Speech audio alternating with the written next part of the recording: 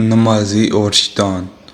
ایک شخص اندھیری رات میں فجر کی نماز پڑھنے کے لیے گھر سے نکلا۔ اندھیرے کی وجہ سے اس کی ٹھوکر لگی اور وہ منہ کے بل کیچڑ میں گر گیا۔ کیچڑ سے اٹھ کر وہ گھر واپس آیا اور لباس تبدیل کر دوبارہ مسجد کی طرف چل دیا۔ ابھی چند قدم ہی آگے چلا تھا کہ دوبارہ اس کی ٹھوکر لگی اور وہ دوبارہ کیچڑ میں گر گیا۔ کیچڑ سے اٹھ کر وہ پھر دوبارہ اپنے گھر گیا، لباس بدلا اور مسجد جانے کے لیے دوبارہ گھر سے نکلا۔ جیسے ہی وہ اپنے گھر سے باہر نکلا تو اس کے دروازے پر اسے ایک شخص ملا جو اپنے ہاتھ میں روشن چراغ تھامے ہوا تھا۔ چراغ والا شخص چپ چاپ نمازی کے آگے مسجد کی طرف چل دیا۔ اس مرتبہ چراغ کی روشنی میں نمازی کو مسجد پہنچنے میں کسی دشواری کا سامنا نہیں کرنا پڑا۔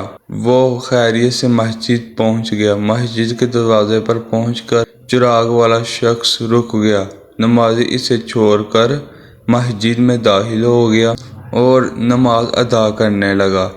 نماز سے فارغ ہو کر وہ مسجد کے باہر آیا تو وہ چراغ والا شخص اس کا انتظار کر رہا تھا تاکہ نمازی کو چراغ کی روشنی میں گھر چھوڑ آئے۔ جب نمازی گھر پہنچا تو نمازی نے اجنبی شخص سے پوچھا، آپ کون ہیں؟ اجنبی بولا، سچ بتاؤں تو میں ابلیس ہوں۔ نمازی کی تو حیرت کی انتہا نہ رہی۔ اس نے اجنبی کی یہ بات سن کر نمازی سوچنے لگا، ابلیس شیطان کیسے مجھے مسجد تک چھوڑ سکتا ہے؟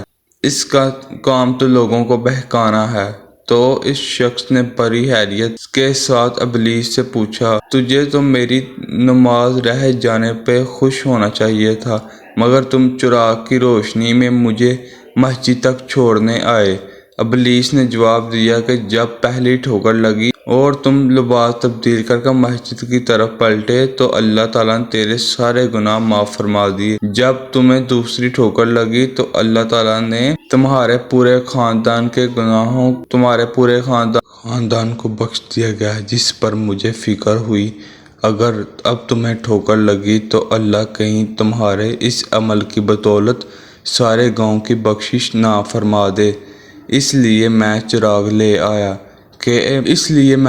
لے کر آیا ہوں کہ تم بغیر گرے مسجد تک پہنچ جاؤ۔ اس شخص نے جیسے ہی یہ بات سنی تو اس نے اللہ تعالیٰ کی بارگاہ میں اپنا سر جھکا کر اللہ کا شکر ادا کیا۔ تو یہ ہے ہمارے رب کی شان، سبحان اللہ۔ اللہ تعالیٰ ہمیں بھی 5 وقت کی نماز ادا کرنے کی توفیق عطا فرمائے، آمین یا رب العالمین۔